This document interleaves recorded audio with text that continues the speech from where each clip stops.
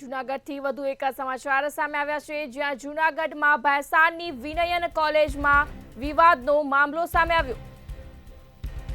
હવે અખિલ ભારતીય વિદ્યાર્થી પરિષદ મેદાનમાં આવ્યું.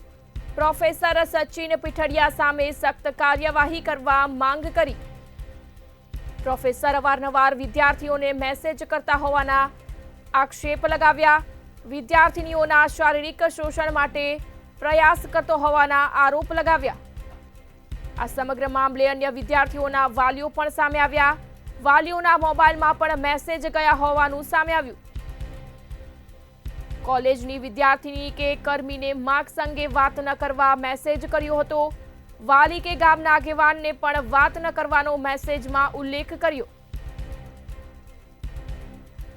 જૂનાગઢમાં ભેંસાણની વિનયન કોલેજમાં વિવાદનો મામલો સામે આવ્યો. આ મામલે હવે અખિલ ભારતીય વિદ્યાર્થી પરિષદ મેદાનમાં આવ્યું. ભેંસાણ ગામની અંદર હું રહું છું. અહીંયા અમારી જે બી ઘણી કોલેજની અંદર સરકારીમાં અભ્યાસ કરે છે, સેકન્ડ ટૂરમાં કોલેજની અંદર.